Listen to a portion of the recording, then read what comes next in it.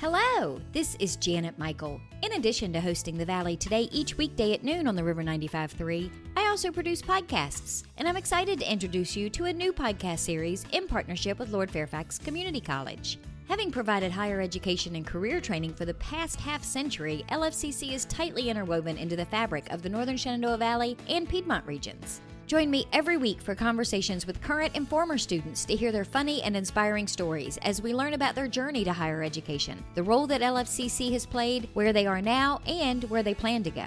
We'll also talk to current and former professors about their experiences and best memories of LFCC over the past 50 years. Get every single episode as they're released on our website at theriver953.com under the podcast tab, or you can subscribe for free in Apple Podcast, Google Podcast, on Spotify, Amazon Music, wherever you listen to podcasts. Just search for LFCC Stories.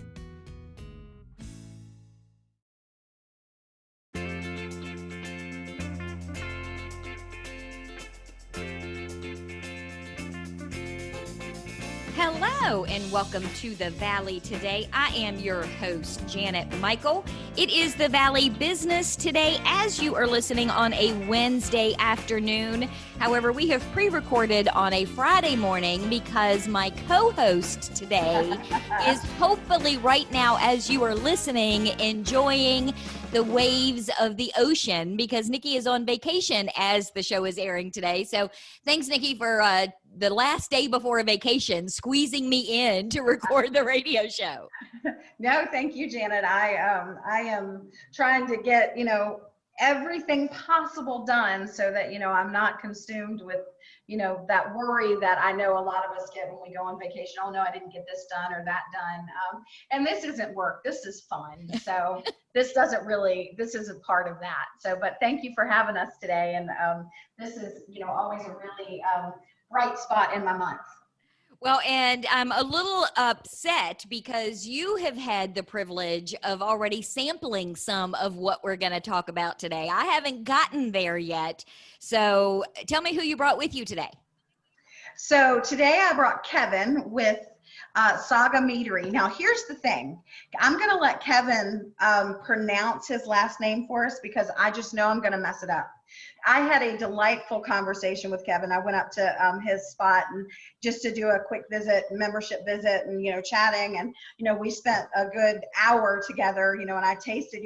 Started out I was going to taste one of the meads, and then the first one was really good, and then I had I didn't necessarily really have an opinion of mead. But now I have a really good opinion of mead because they're really, really good. As a matter of fact, we were talking about them earlier on another meeting we were on. So Kevin, tell us first how to pronounce your last name properly. And thank you for being with us. Thank you guys very much for that wonderful introduction. I really appreciate it. Being the owner, it's kind of my job to get you started on one and segue you through all the stuff we have. So I really appreciate that, Nikki. And my name is Kevin Poplaski, and I'm the owner of Saga Meadery. Can you explain to people who are listening that may not know exactly what mead is? What is it? Oh, sure. Absolutely. So there's a few different ways to make mead, but in general, it's an alcohol that's primary fermentable sugar is honey. So like with beer, you use malt, hops, barley, wheat to make the alcohol. That's where the sugar comes from. And a lot of the flavoring. With wine, obviously you use the sugar from the grape juice and the yeast eat that to make the alcohol. With mead, it's honey, but you have to dissolve the honey in water first because honey, as most people know, it never goes bad and is too dense and too thick for any sort of yeast or bacteria to get in there and ferment it or, make it go bad. So you have to dissolve it in honey first. For us, we specialize in doing big, bold flavors. So during all of our flavoring is done in fermentation, except for our puff sweet heat and our bourbon barrel aged mead, because obviously a lot of that flavor comes from the bourbon barrels, and that's one of the final steps that we do. In the puff sweet heat, we infuse with habaneros. That's a little bit of a later step, just because we don't want to we don't want it to be burn your face off hot. People don't want to drink something that's going to set them on fire. So, but for me, the real key is that you can have fruits, you can have spices, you can have a whole bunch of different things. Its real key is that its primary fermentable sugar is honey. So, Kevin, how does one become a mead maker? I mean, I hope you weren't that 10 or 12-year-old person sneaking some alcohol in your bedroom. I hope you were a little older than that. How did you become a mead maker? First off, no comment. Second, I got my start making it under my bed in college. I went to Gettysburg College in Pennsylvania, and I was back for double sessions during wrestling season. I love fantasy books. I've read all about it. I've heard a lot about it. And it was one of those things that's like, where did it go? I could buy all of the beer I've ever wanted. I could find any wine I could care to drink. I mean, all the alcohol in the world, like hard liquor. But what happened to all the mead? And so I was back, and it was, if you don't know anything about, South Central Pennsylvania with no college kids on campus, it is cold and it is miserable and there is nothing else to do. So in between, my double sessions, I was like a little arts and crafts, never hurt anybody. So I mixed it all up and gave it a try. And my first batch was absolutely terrible. I'm not going to lie. It was alcohol, so I drank it. And then I did a bunch of research over the summer, like a couple hundred hours. I really got passionate about it. And I went back the next year and gave it another try. And then my family got involved. I was already making it anyways and started putting through all the paperwork and all the red tape and everything. Later we opened up, and we've been in sales for about 5 years now. You can find us in Maryland, Delaware, DC, Virginia, and North Carolina. But our only tasting room, you can come and taste all of our kind of crazier things you can't find on the shelves, are at the Front Royal. So I know Nikki has brought with her some breweries in the past, and a lot of what they talk about when they're creating some of their craft brews are the recipes. So how do you come up with the ideas for the different flavors? I mean, is it a recipe like it would be creating a craft beer? The way, honestly, they get started is I just think what would go really well with honey, or something that's already sweet, and just finding a way to kind of work honey in there as well. For example, our Sunburst Citrus, kind of our flagship flavor, it's our lemonade style one, made with whole lemons and limes. And that just got started where I was just drinking some lemonade, and I was like, oh, this is really good. They're like, oh, I didn't use sugar, I used honey. And I'm like, oh, really? And I was kind of like, well, maybe I could ferment that. Maybe I could turn this into alcohol. Let's see what happens. It ended up working out fairly well. It's one of the few that's pretty close to our original recipes. Obviously, things have been updated with modern equipment and not being under that wonderful fermentation site of my bed. We've been able to update and, obviously got all the nice fancy equipment and everything. But a lot of the flavors just start out with me mentally putting together a recipe in my head and just going out and giving it a try. So, Kevin, how long does it take you to go from setting everything up and putting it together to having a finished batch? Is it a long time? Is it a couple of weeks, a couple of days, a couple of hours? So, like, making each batch honestly depends on what we're making. Sometimes cutting up fruit takes a long time. Sometimes just mixing up the honey and getting all the ingredients together takes a while. But the whole process from start to finish takes about 3 months for us. Some of them we have laid down to rest, and they've been aging. Like our pineapple's been aging for over a year and a half now. We do have some bottles in our archives from when we started. So you really have to do some serious planning, because it's not like you can just run into the fermentation room and whip up another batch. You really have to know how much you have, when it's going to be gone, and when to start a new batch. Exactly. That is 100% true. Funny enough, like one of the things I really looked at before I got going on this was bourbon and oil and how they plan their futures, because they have to plan 5 to 7 years in advance and plan on what our sales and growth projections going to look like. And mine's only on a 3-month cycle, but let's just say we release our crisp apple, which is our fall seasonal that just came out. We're going to start mulling that in the next couple of weeks for people to try at the tasting room, so it'll be nice and warm. You have to look at that and go, how much am I projecting to use? How much am I projecting to sell? And kind of, make that guess for, those months and just see how things go. Well, let's take a quick break. And when we come back, Kevin, can you walk me through some of the flavors that you have? And since we chatted before we started recording, we have a little event that we're going to let people know about that I'm going to be participating in along with Nikki. So can we do all of that in the next segment? Absolutely. We're going to take a quick break. When we come back, we're going to continue our conversation today on the Zoom screen. We are chatting with Kevin Poplaski. He is the owner at Saga Meadery. They are located on South Street. Nikki Kales, of course, is on the Zoom with me from the front row of Warren County Chamber. We are pre-recording this because in reality right now, as you're listening, Nikki is enjoying a beach view. But we're going to come back in just a couple of minutes and talk more with both of them. Do you know anyone who is struggling with financial hardships because of coronavirus? Our new webinar called Coping with the Money Crunch can help. We'll talk about immediate options to consider, revising or creating a spending plan, and lots of community resources. Then we'll cover how to narrow your priorities, contact creditors, and avoid scams and risky loans. The webinar is free, and you can either join by phone or through Zoom on a smartphone, tablet, or computer. You can find out more by visiting the Northern Shenandoah Valley Financial Education Program on Facebook or calling Karen Poff at 540-635-4549. Let me show you how to make your own plan or help someone you care about get through the crisis. Call 635-4549 or visit at NSV Financial Education on Facebook today.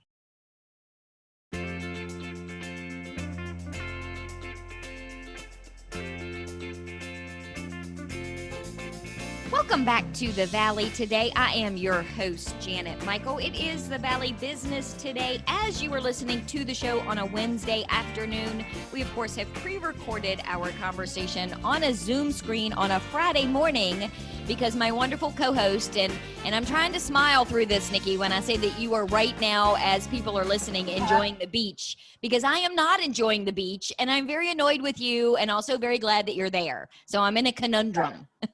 Right. Well, you know, and this is our typical time of the year, and all I can tell you, Janet, is I have never been in more need of a vacation than I am right now. So I'm enjoying myself, and thank you for smiling through it. I'm going to make you send me a picture so I can at least put that up on the podcast page so everybody else can live vicariously through your ocean view. Right. And I mean, you know, and we will have been past it, you know, when everybody hears this. But, you know, I do want to make sure that I say happy birthday to you because your birthday's on the 6th. Yes. Correct? So if we're listening, it was yesterday. Make sure you wish Janet a belated birthday. So we've got Kevin Poplaski on the Zoom screen with us. He's the owner at Saga Meadery. And Kevin, you were talking about your process and how you came to be a mead maker. And before we went to break, I asked if you would come back and talk about some of the flavors. And during the break, you asked if it was okay to also talk about some of the cocktails that can be created with your flavors. And I nearly fell out of my chair. So I am very excited to hear about the flavors and the cocktails. So tell me what I can do. Yeah, so all of our meads can be used in cocktails as well as enjoyed on their own. We have a bunch of flavors. We specialize in doing big, bold flavors at Saga Meadery, and because of that big boldness of flavor, you can really stand up to be used with cocktails. Starting with our wildflower, which is our traditional style, honey, water, yeast, nothing else. But you do, when you taste it, you get that honey sweetness, but you also get a little bit of floral notes coming through the body from the honey that we chose to use, the wildflower honey. That one mixes great with literally everything. A lot of the bars and restaurants we're in treat it like a simple syrup where they mix it with just about everything. Goes great with vodkas, gins, white rums, silver tequila, whiskeys, bourbons, rums, cognac, scotches. The only thing that you can't use it with or any of our meads is anything cream-based like a Bailey's or a Kahlua. It does curdle. I have personally tried almost all of these cocktails. You know, I do that hard research for the customers, of course, and I've had to try those, and they are pretty gross. But all of the cocktails I'm going to mention are 3 parts mead, 1 part hard liquor, so they're not going to put you down or anything, especially if you do 3 ounces of mead, 1 ounce of hard liquor. It's roughly a standard alcoholic beverage. The next one is our Sunburst Citrus. It's our lemonade style one made with whole lemons and limes. That one mixes well with everything clear, vodkas, gins, white rum, silver tequila. Really makes a great lemon margarita with the tequila. Kind of nice sort of floral notes with the gin if you choose to do that. We have our crisp apple made with fresh apple juice. That one goes well with all the brown stuff. It's just whiskeys, bourbons, rums, cognac, scotches, adds a nice kind of smokiness to it. We have our winter cheer made with oranges and a blend of mulling spices. So it's all that great stuff from Christmas. For heating it up, I usually do 10 to 15 seconds 5 to 10 seconds, by the glass in the microwave. And then I add the liquor for the cocktail after. You don't want anything burning away.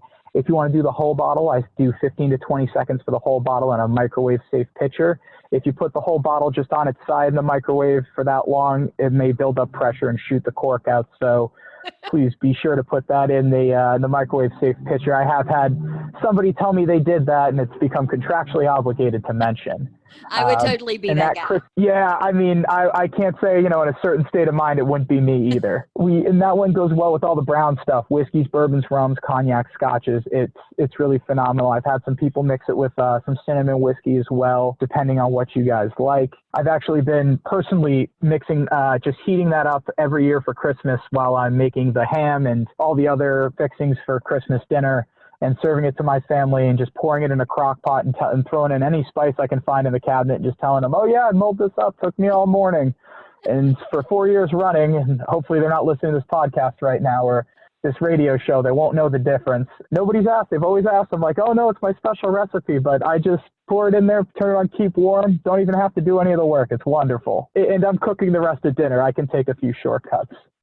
And then we have our bourbon barrel aged wildflower mead. That one is the wildflower done 3 months. This batch was done in Elijah Craig bourbon barrel. We just got another one out of the barrel last weekend for all the listeners.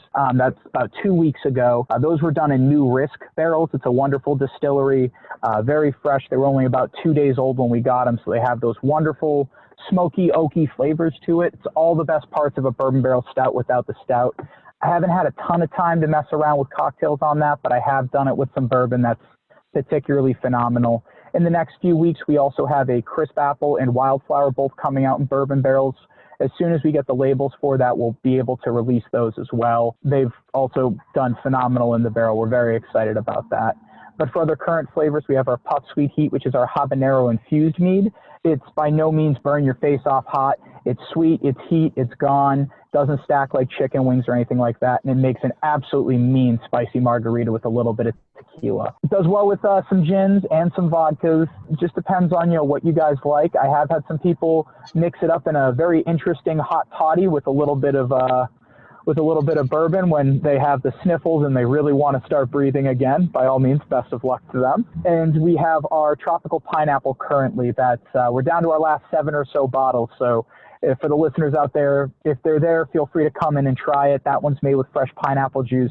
We laid it down to rest for about 1.5 years, and the honey's really stood up in it, taking away a little bit of that bitterness of the pineapple. It's one of the few meads we have that can really go both ways. It does well with rums, especially like coconut rums.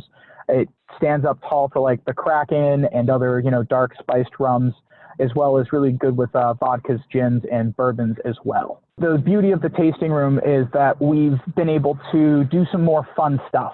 So we are in retail sales in Delaware, Maryland, DC, Virginia, and North Carolina. So you can find us in almost anywhere in most of those states. And the thing is in the tasting room, we don't have to worry about it going off the shelf to keep our retail space. We can get a little bit funkier with it. We can have some tasting room exclusives and limited releases. So like the Puff Sweet Heat and the Bourbon Barrel series, you can only find at our tasting room. We also have some other fun stuff like the Sunburst can be used in a sangria, which we were pouring all summer long. We made that with 1/4 of a honeydew, half a Granny Smith apple, and some lemon wheels, and that was roughly like a 1-bottle recipe to make it home, let it soak overnight. You want to add a little bit of vodka or brandy to make it a little extra fun. By all means, it's your party. Enjoy it. We have a bunch of things that just weren't going to do as well out in the retail world, but in the tasting room will be a lot of fun to release, which we're really looking forward to in the future. We're also doing a little thing on our Facebook page called Kevin's Cocktail Corner, where you can go on and see me mix them all up there. If you guys have any questions, we post it about once a week. So you mentioned a second ago, it's your party. You can kind of do whatever you want. So I'm going to use that as the segue to let people know. So before the pandemic, I started a series called Java with Janet, where I was inviting listeners to come hang out with me at a local coffee shop. We managed to get one off before the pandemic hit, but we were talking before we started recording for the radio show, and you have graciously agreed to host me, and Nikki's going to come hang out with me as well for a meet and greet greet at the Tasting Room on Friday, the 16th of October from 4 o'clock until 5 o'clock. So what can people expect if they come to the Tasting Room and hang out with Nikki and I for a little bit that afternoon? Oh, so we have a lot of outdoor seating right now. We have about 10 or 12 different picnic tables outside with umbrellas in case if it's a little sunny and the sun's beating down on you guys at that time. We also have a few indoor seats for people who are, trying to beat the elements or, it's a little bit too chilly outside for them. We will have 2 different tasting flights between the 2. You can basically try all of the options we have. We also do carry Virginia wines and a Virginia cider as well. We have partnered with 3 different Virginia wineries, Honolulu Vineyards, Hampton Roads, and Rebec Winery. All of the closest one being Honolulu, that's roughly about an hour to an hour and a half away. And the cidery is Bryant Cidery in Lynchburg, but they also have a tasting room in Richmond, kind of like our setup. And you can also enjoy those there as well when you come to visit. So if your significant other or your best friend isn't into mead, there's a few other options there for people to come in and try. But for the tasting flights, we have a fall tasting flight, which will be running through October. We'll probably have some mulled, warm style crisp apple for you guys to enjoy, as well as our reserve tasting flight that has the puff sweet heat in the bourbon barrel aged mead and a few of the more fun experiments and stuff that we're trying to highlight. Well, I want to thank you for letting Nikki and I come hang out and invite my listeners. I think it's going to be fun to just get out of the house for a little bit, even if it's only for an hour or two, and try some mead at your place. Can you tell people where you're located? Yeah, we're located at 7 South Street in Front Royal, right across the street from the BP gas station, kitty corner to the Spelunkers there, and right next to the Super 8 Motel for anybody who likes to use landmarks to figure it out. Our hours are 4 to 8 Thursdays and Fridays, and noon to 8 Saturdays and Sundays. And I'm typically there, or we have wonderful people on staff. So if you have any questions, feel free to ask any one of us. We're all very knowledgeable about it. And Kevin, do you have a website, social media? How can people find you online? Right now, the best place to find us is on our Facebook page, just Saga Meadery. We also have an Instagram, same name, Saga Meadery, all one word. We do have a website, sagameadery.com, that does need to be updated, unfortunately, and add the tasting room. We're working on that right now. You can also buy us online if you come to the area and you want to buy it, but you live somewhere else and you heard about us through this. We ship to 43 of the 50 United States, obviously including Virginia. And you can go on there and just purchase online on the website and on the Facebook page, and we ship pretty much within a few days of getting the orders. And we also just launched our mead club for anybody else that's hearing about this and loves mead. It's $60 for somebody to sign up. You get 4 free bottles every quarter, 2 free tastings every time you come in, 10% off bottles and 15% off cases for anybody that's just hearing about it now. We just started it at this point just 3 or 4 weeks ago. Oh, so any of my diehard listeners that want to get me a belated birthday present, this would be the way to go. Right? Yeah. Absolutely. I mean, since we're always rolling out new stuff, we allow you to pick anything you want when you come in. So if you want the bourbon barrels, you can get those. You want some of the crazier experiments, you can get those. And some things for people to look forward to next year, we're bottling up the sangria, so you can take that home and enjoy it. We always got some new stuff coming out every couple months or so. Awesome. And I will put a Facebook event up on the station's website for our meet and greet that's going to happen on the 16th from 4 to 5. Kevin, thank you for hanging out with us for a little bit today. I know we had some technical difficulties, but you hung in there, and I really do appreciate it. No problem. Thank you very much for having me. It's been a blast. I really appreciate it. So, Nikki, before we wrap up, is there anything you want to mention, even though you're on vacation this week? Yeah, just really quickly, Janet, so I had, we've been working with both the town and the county on the CARES grant program. And so it's been, a terrific experience for us. And, we've been able to assist a lot of businesses, folks with utility assistance, those sorts of things. I had one of the business owners, and of course, I'm not going to say their name, but I had one of the business owners come in the other day to pick up his grant check. And, of course, he talked about, how helpful it's going to be and how it's going to help him keep his stores open, those sorts of things. He says, but I want to tell you where I heard it. I heard you on the radio with Janet Michael, the Valley Today, and he listens every single day. So I'm sure he's listening. So shout out to him, and to you, just know that people are listening, and they're getting good information. So a second round will open for the county on the 13th. So those of you who haven't applied, I encourage you to look for that information, and you can find that on the county's website, www.warrencountyva.net. And those applications will not be available until October 13th. All right. Well, I will put all that information up on the show notes page, including all the details that you need to come join us at the meet and greet on the 16th of October, starting at 4 o'clock. I originally told Kevin it would be from 4 to 5, but who knows? We might still end up being there at 5:30 or 6, or somebody might have to drive me home by the time it's all said and done. I will be back tomorrow. I will have a brand new episode of The Valley Today ready to go for you a few minutes after noon. Meet me back here then.